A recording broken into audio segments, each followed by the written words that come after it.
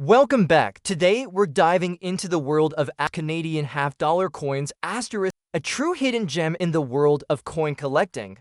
From early silver issues to rare low-mintage years and the iconic coat of arms design, these 50-cent pieces are full of history and potential value. Let's find out which Canadian half-dollars could be worth far more than face value. Now here we have something quite different and truly intriguing, a 1967 Canadian half-dollar in good condition with no mint mark.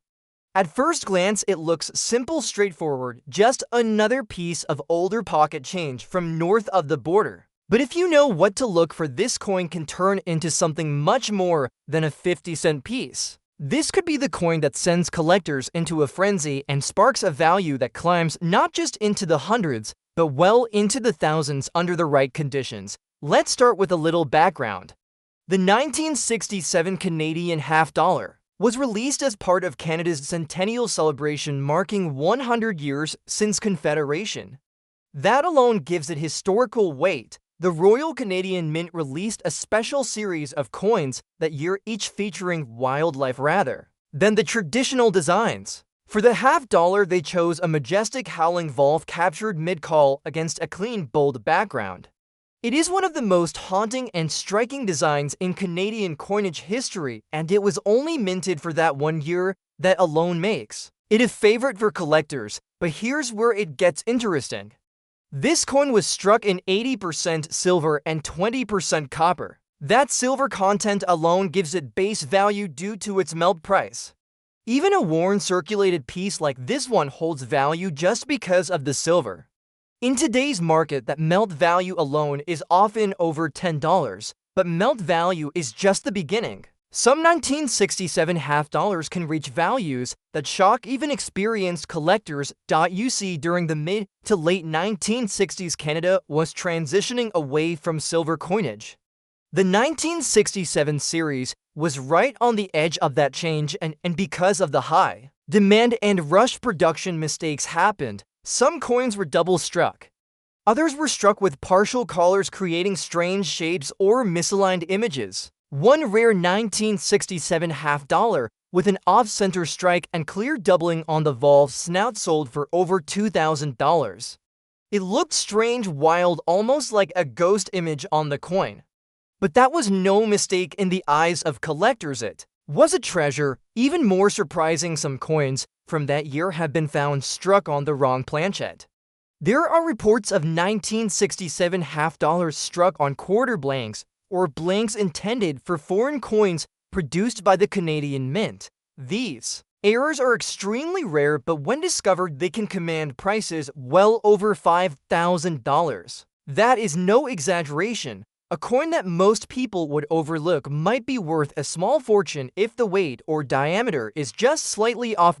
And then there is the matter of condition. This specific coin is in good condition, meaning it shows wear but still retains clear detail. That is important because collectors will pay significantly more for coins that show clean details, especially in the valve and the raised lead earring. Even circulated coins can sell for $30 to $50 if they are clean enough. Uncirculated examples, those graded MS65 and above, can easily go for $150 to $300, and the highest grades near mint perfection have crossed $1,000 at auction. But the real shock value comes when a rare error coin combines with high-grade condition. That is the collector's dream. In one auction, a 1967 Canadian half-dollar with a full double strike error in MS67 sold for over $8,000. Think about that, a half-dollar from 1967 selling for more than a luxury vacation. And the only reason someone even found it was because they looked twice. That's what makes coins like this so thrilling. They remind us that history hides in plain sight. This was pocket change once. Something someone probably used to buy a cup of coffee in 1968, and now it could be the key to a collection worth more than gold. The mystery, the potential, the sheer unpredictability of value, that is what keeps collectors hooked. So the next time you find a coin like this, do not dismiss it. Look closely. Examine the edges, the weight, the surface for any signs of misalignment or doubling. That tiny detail could turn a regular coin into a jaw-dropping prize, and the best part is this is just one example, because the coin coming next takes things even further. It was minted during another massive transition year, a time of economic shift and minting confusion. And one error from that batch has sold for more than most people's entire coin collections. Combined, what kind of mistake could possibly do that? The answer will leave you stunned. Next up we have the 1965 Canadian half-dollar. May seem like a plain old piece of change from a bygone era, but this circulated coin holds a story deeper than most realize.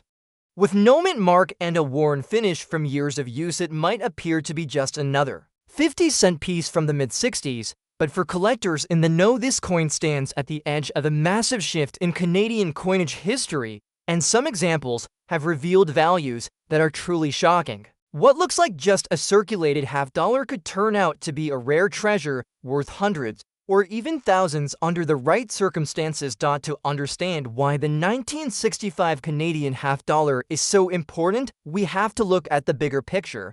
This was a year of major transition. Just like the United States, around this time Canada was moving away from high silver content in its coins.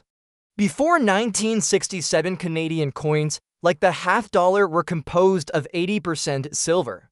After 1967, that started to change as the mint shifted toward lower silver and eventually nickel compositions. That makes the 1965 version part of the last full wave of silver half-dollars before the changes took over completely. And that silver content gives every 1965 half-dollar a solid base value. Even in worn condition, the melt value alone can reach over $10 depending on the market. But melt value is only the beginning. In 1965, more than 9 million half-dollars were produced by the Royal Canadian Mint, so at face value it seems like there would be plenty of these around. But here is where things get interesting. That year the mint was under pressure to keep up with rising demand. As a result, multiple varieties of the 1965 half-dollar were produced using different dies. Some had small beads around the queen's portrait, while others had large beads. Some showed a pointed tip on the queen's bust, while others had a blunt version. These minor design variations have become a major focus for collectors because certain combinations are much harder to find than others. For example, the small beads blunt tip variety is considered the rarest. In top condition, that coin can fetch hundreds of dollars from serious collectors. There are even reports of sales over $1,000 for near-mint examples with the rare die pairing. These varieties were only discovered by collectors years after the coins were released, which means many may still be sitting in drawers or change jars waiting to be found. On top of that, some 1965 half-dollars were struck with slight misalignments or double strikes. These mint errors often went unnoticed at the time, but have become highly sought after today. A double-struck 1965 half-dollar showing a faint second image of the queen or the reverse design can bring in well over $500. And if that error coin is in high grade, the value can jump into the thousands. Another known error involves coins that were struck slightly off-center.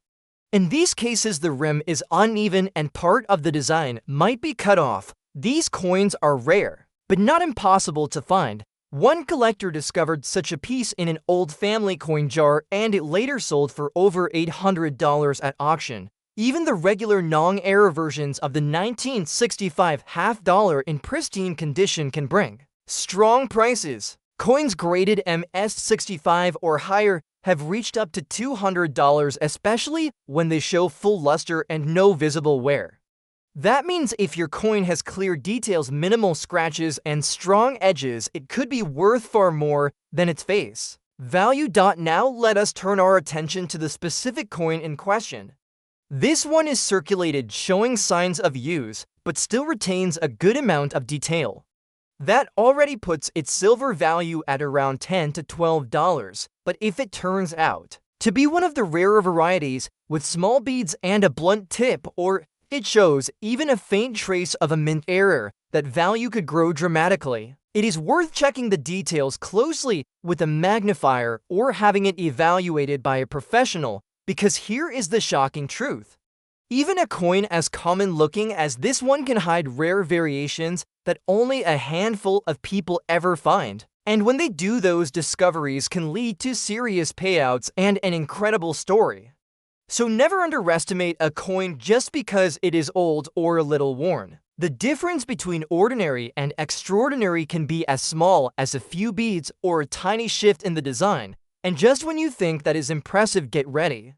The next coin in our journey comes from a year when the mint was overwhelmed. Trying to fix a serious production issue, a few wild mistakes slipped through, and what happened to those coins has stunned the collecting world ever since. Stay with us because what is coming next will make you look at every coin in your pocket a whole new way. Next up we have 1968 D Canadian half-dollar in circulated condition might look like just another worn piece of silver history, the kind that might slip through your fingers without a second thought. But wait, 1968 wasn't just any year for Canadian coins. It marked a seismic shift in how the Royal Canadian Mint produced its currency. And because of that transition, this very coin could be one of two dramatically different versions, one worth just a few dollars, and the other? Potentially hundreds, even more, depending on condition and material. Yes, this coin may be circulating among us, but its true value might still be hiding in plain sight. Let's start with what makes the year 1968 so special. It was the final year that Canadian half-dollars were made with any silver at all.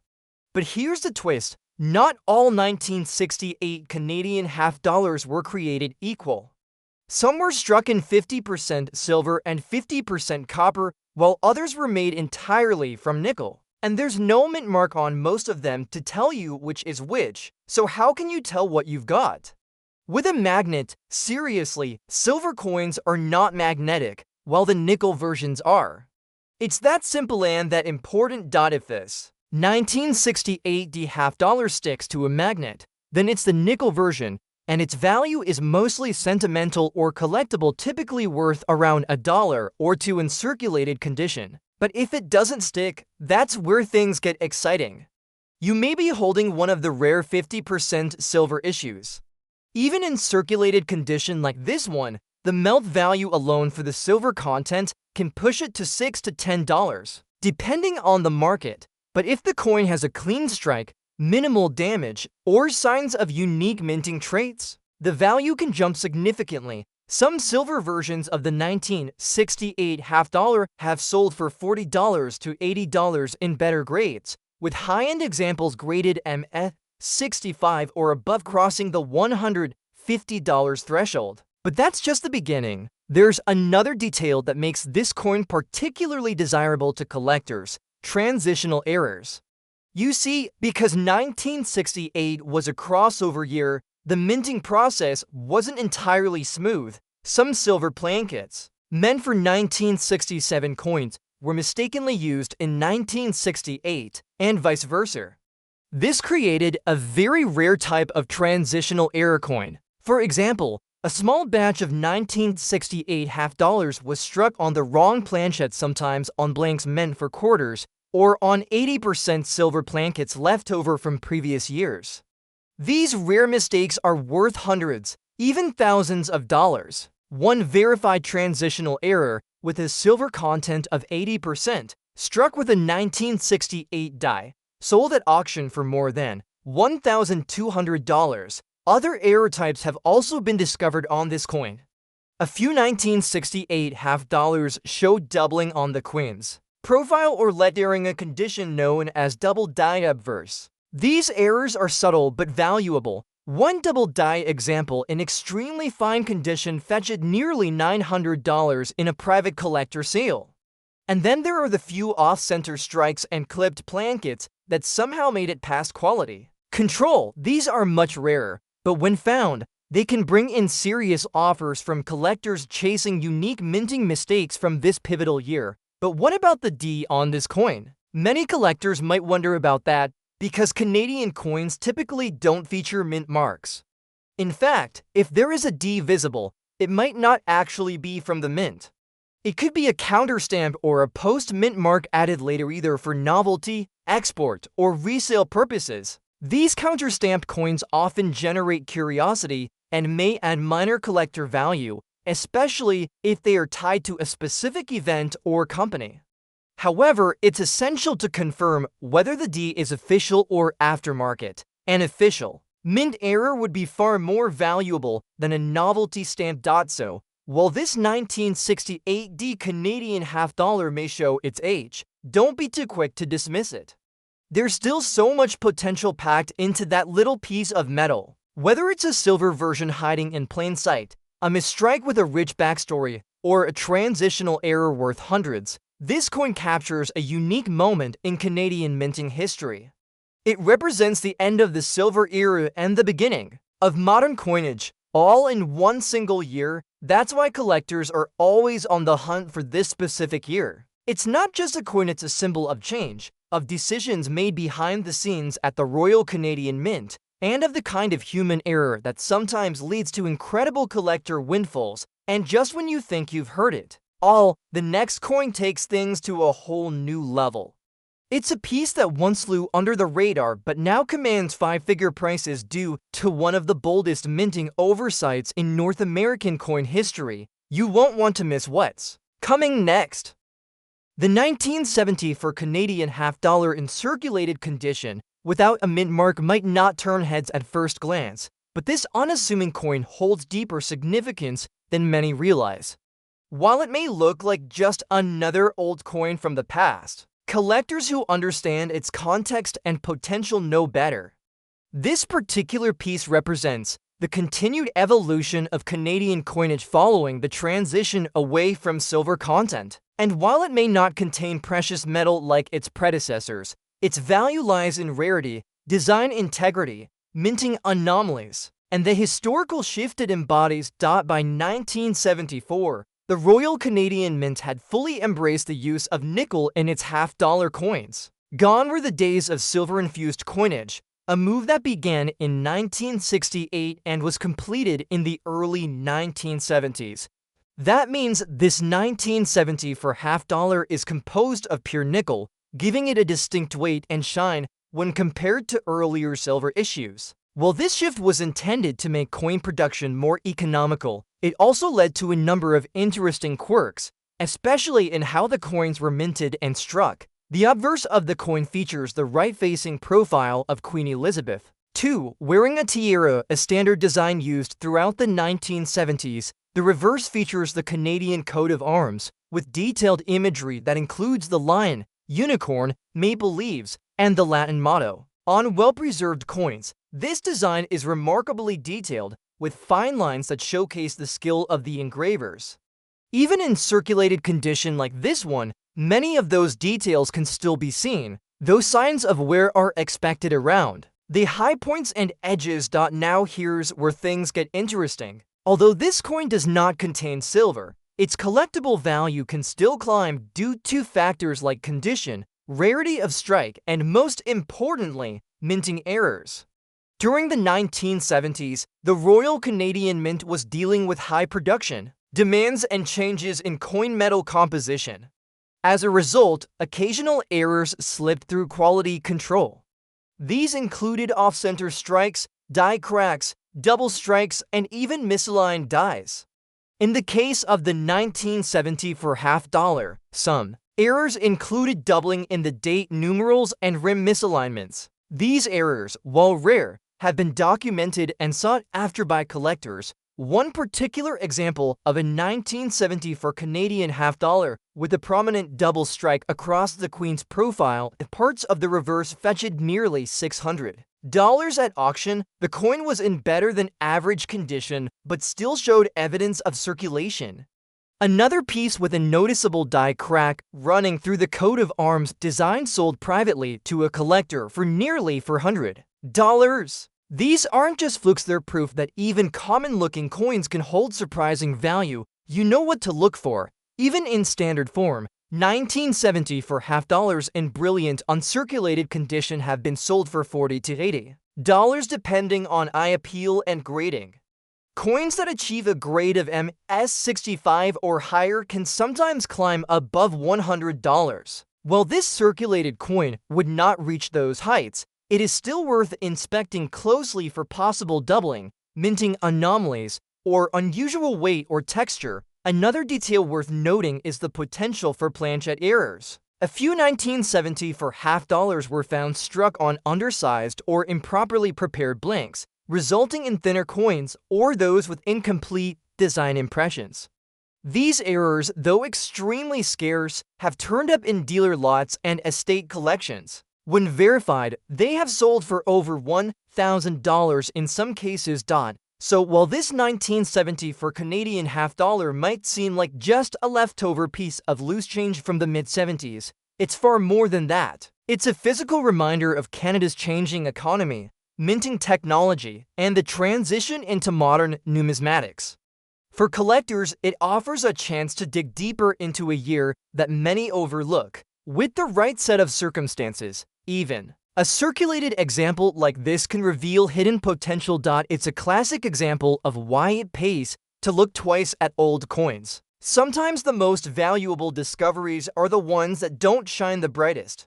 And just when you think you've seen everything, the next coin in this series might just break all expectations. It's a piece from a decade that redefined coin production and introduced an era so bold, its discovery shocked even the most seasoned collectors.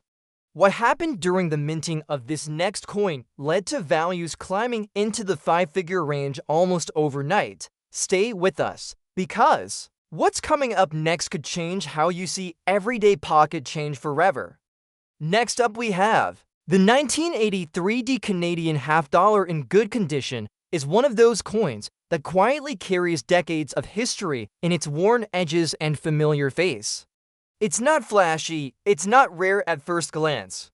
But dig just a little deeper and you'll discover that even a coin like this can have stories worth more than its weight in silver. For collectors, every detail counts: the year, the condition, and sometimes even the secrets left behind by the minting process. And this particular coin may have more to say than meets the eye. In 1983, Canada was in the midst of a new phase in coin production.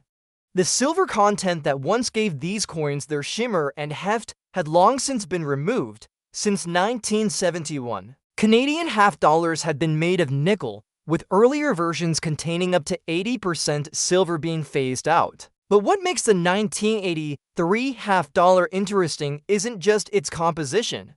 It's how rare it has become in circulation. By the early 1980s, the Royal Canadian Mint was producing fewer half dollars overall. Public demand for the 50-cent piece had declined, and many were simply pulled from use and stored away. That means any half dollar from this era, including the 1983 D, is far less likely to appear in circulation today. In fact, some collectors call this the forgotten denomination. That rarity in daily transactions adds value for numismatists hunting for specific dates and minting variations. Now let's talk about the D. Canadian coins typically do not carry mint marks like their American counterparts. The presence of a D may indicate a counterstamp or an aftermarket edition. It could have been stamped by a private company, a distributor, or for some form of novelty or commemorative purpose. While unofficial, such marks can spark interest among niche collectors, especially if there is a known backstory or connection to a historical event or organization. The condition of this coin is listed as good. That means there is visible wear from circulation, but the main details like the Queen's portrait, the date, and the Canada lettering are still readable and intact. In good condition, the standard 1983 Canadian half dollar might only carry a modest value of around $1 to $3 due to its base metal content and common issue. But certain factors could change that dramatically. One such factor is an error or variety in the minting process. Some Canadian half dollars from the early 1980s have been discovered with interesting mint errors, such as off-center strikes, die cracks, or doubling in the lettering or Queen's features. These mistakes often went unnoticed at the time, and if found now, even on a worn coin, They could increase the value to 20, 50, or even hundreds of dollars depending on severity and clarity. Collectors are especially interested in examples that show misaligned dies or coins struck on the wrong planchet. While rare, these kinds of errors have turned ordinary-looking coins into sought-after collectibles. Imagine spotting a slightly oversized or undersized half-dollar, only to find it was struck on a blank intended for a different denomination. Or even a foreign coin. Those types of coins have fetched hundreds, sometimes over $1,000 at auction. Another point to consider is that in the early 1980s, the Royal Canadian Mint experimented with its finish and striking pressure. Some coins from this period feature unusually strong or weak strikes due to adjustments in minting equipment. A strong strike with crisp detail and minimal post-mint damage could push a coin like this into collector interest zones, especially if it has an odd finish or unexpected weight. Now think about the timing. The 1980s weren't just a shift in metal content or production volume. It was a period when coin collecting was changing too, with fewer people using half dollars and more focusing on commemorative issues. Circulation coins like this started quietly disappearing from pocket change. Today, finding one in decent condition is more difficult than you might expect, especially outside of Canada. So while this 1983 Canadian half-dollar may not scream rare at first glance, its scarcity in circulation, potential for minting quirks, and the curiosity around that unusual mark make it far more than just pocket change. For those who know what to look for, this coin might just be a small gateway into a forgotten chapter of Canadian minting history. And just when you think it can't get more intriguing, the next coin in our journey comes from a year that left collectors stunned. It was minted during a time of change, and a single error from that year has recently surfaced that turned heads in the numismatic world. Stay tuned, because what you're about to see might just be one of the rarest modern coins ever discovered.